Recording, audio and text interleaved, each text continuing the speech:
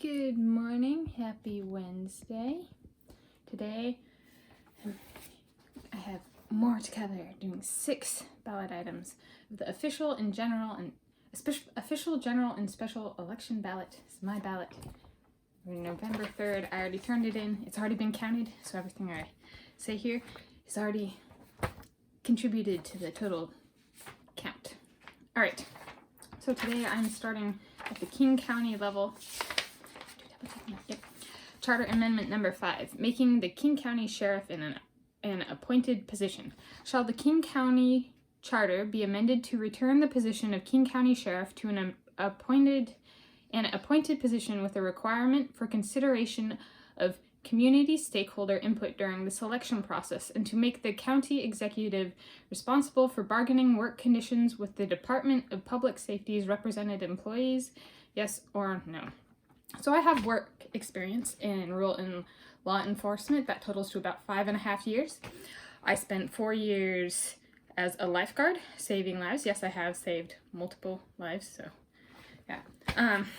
And I've been lifeguarding I've lifeguarded at public and private pools, and so a little bit of a context change there. One thing on the pool level we do is we have rules that are pool specific. So if your pool has a diving board, there are diving board related specifics so that people don't get an injury by having too many people on the diving board or jumping on someone else and then breaking a bone or something else like that. And so that's one example. Also, when making saves, so rescues, I have both made rescues and been rescued myself. Yes. Rescued myself before I got rescued myself from someone else before I became a lifeguard. Long story short. Anyway, and so one of the things where I have a problem with this, I voted no, is on the community stakeholder input. So a lot of people don't show common sense when they provide input.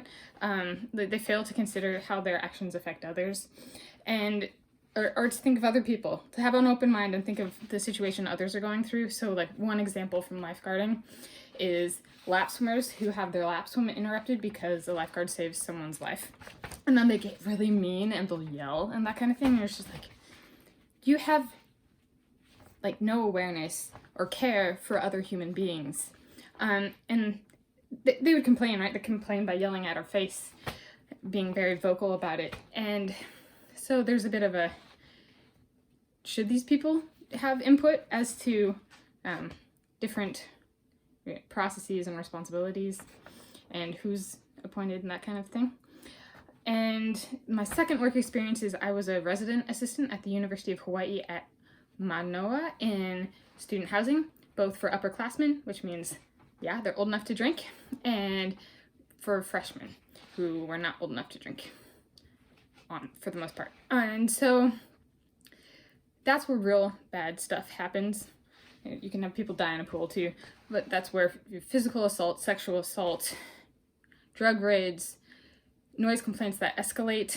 In Seattle, we have a very large population with college degrees, but not a lot of people have matured since college times, and they still throw parties, and there are still, that person who's taking a prescription medicine. And like, it's a situation I dealt with, and there's a noise complaint or something like that. And then you go and somebody's taken some recreational drug and they're having seizures because the people at the party didn't take the time to find out, oh my gosh, this person, it reacts badly with this prescription drug this person's on. So there's a whole lot of, once you gain experience with this, also where this kind of got the no is, if residents don't like a resident assistant, they would throw glass bottles at them, for example. And above us were the resident directors. And if residents didn't like them, they would make it, right? They're living in the community, so they make it their life to make those people's lives miserable. And make them not feel safe. And so having those people deciding what the people that they're appointing doing, a conflict of interest there when they're the ones causing the problem to begin with. Speaking from experience, being on the we have to deal with these people kind of side. So you can disagree with me. Again, this is my ballot, so my vote, my choice, my voice, just as your ballot.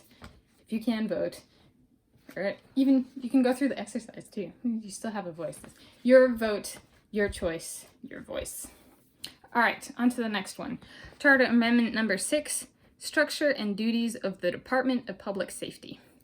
Shall the King County Charter be amended so that the duties of the county sheriff and the structure and duties of the Department of Public Safety are established by county ordinance, and the county executive is responsible for bargaining work conditions with the Department of Safety's represented employees? Yes or no?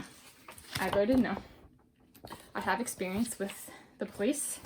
A lot of people don't, and then they start dehumanizing them and making very wrong assumptions about them. So my first experience in Washington State, if you get a driver's license, or actually I don't know if it's statewide, but it was a long time ago, I'm 28, and I was 15, I think, when I took that class, is something called driver's education. If you get your driver's license before you're 18 years old, you have to take a driver's education class. And I took mine.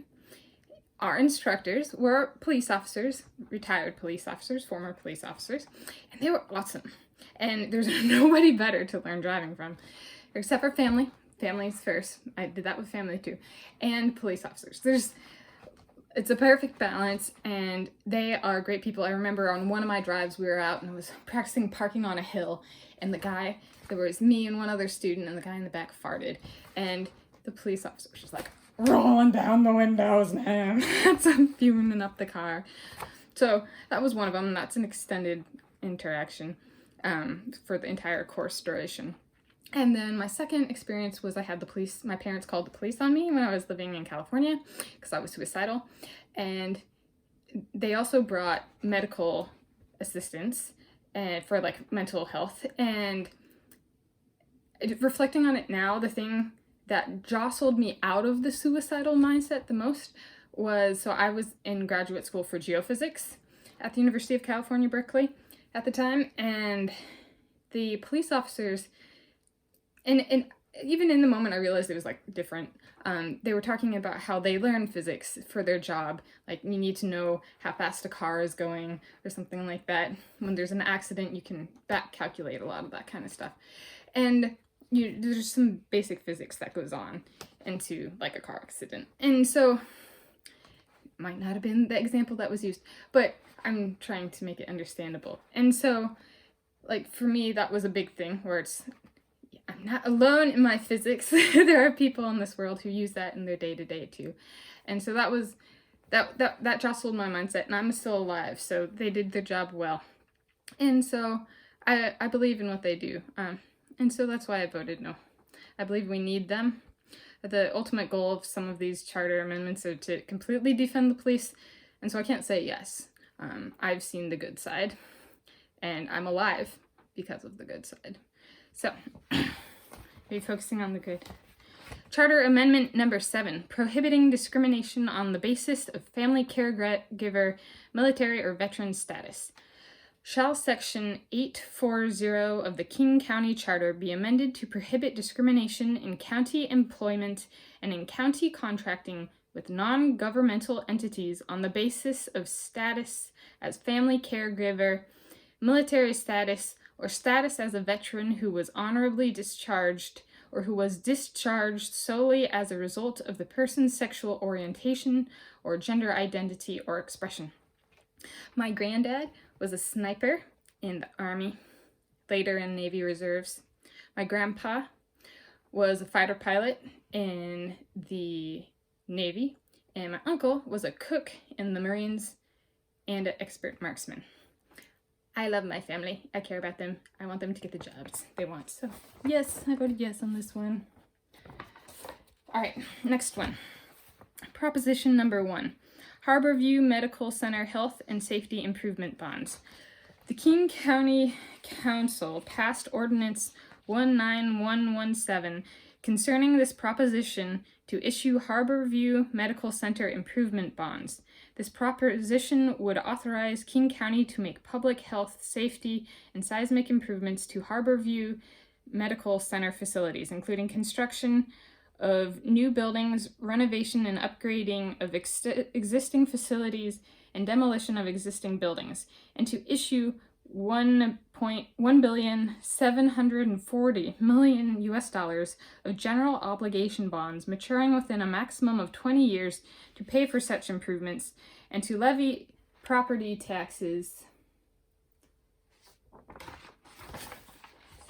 annually in excess of regular property tax levies to repay such bonds as provided in Ordinance 19117, should this proposition be approved or rejected. Where's Harborview? This isn't a joke. I voted rejected. So I voted rejected because this is the 21st century, and I understand the seismic stuff, that's good, but we should be also looking at sustainable architecture. And what did they say? It was like plants or something. I don't know. There was, when you're looking at something like this, at some point, the Earth is in need of help. And when that's not a primary thing communicated, that's concerning. Like, we want to be alive and have a planet that's alive. So I'm green through and through. So I voted no.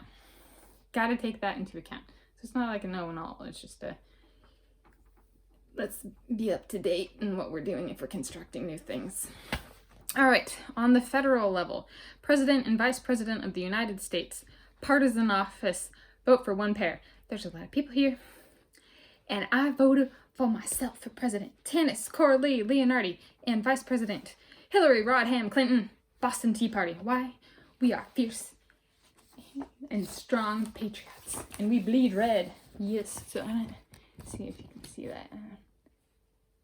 So I wrote it in. I'm a write-in. And I'm not, yeah. There's some guidance on how to do that. I hope that got caught on camera.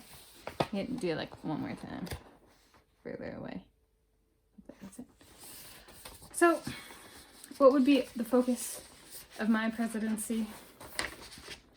It would be planet Earth and its inhabitants, both human and non-human inhabitants, and making sure that planet Earth exists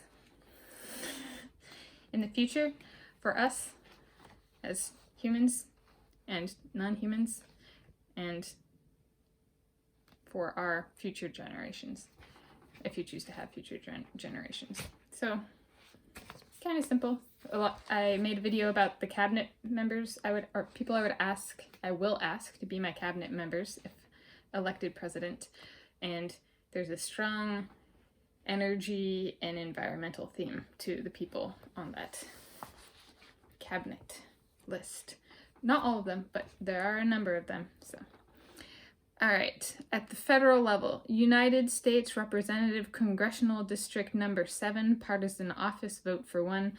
I voted for Craig Keller, who prefers the Republican Party, and I voted for him because we get this voters pamphlet that has information about different candidates. This is the state level one. So this is Craig Keller and some of the information he submitted. And I was impressed. He stayed up to date and current and informed on what's happening in Washington State. Specifically, we had a whole lot with COVID of electronic fraud and just fraud in general when it came to unemployment. And he touches on that, and he's ready, willing, and able to fight and for electronic safety and that kind of thing, because it's once people take money, even if you get it back, that there's a whole lot of people who didn't get unemployment money when they should have. He's ready, willing, and able, and so that's a huge thing for me, being up to date on what's going on in Washington State and being ready to represent the people. So that's why I voted for him. So happy Wednesday. Thank you for tuning in. That was a lot, I know, and pretty fast. I can talk fast. Have a wonderful day. It's the sun's starting to peek out, starting to get light. Not the sun, but the sky is lightening, so yeah. Hope it's a good day. Hope it's a good day for everybody who's watching this and who's not watching this.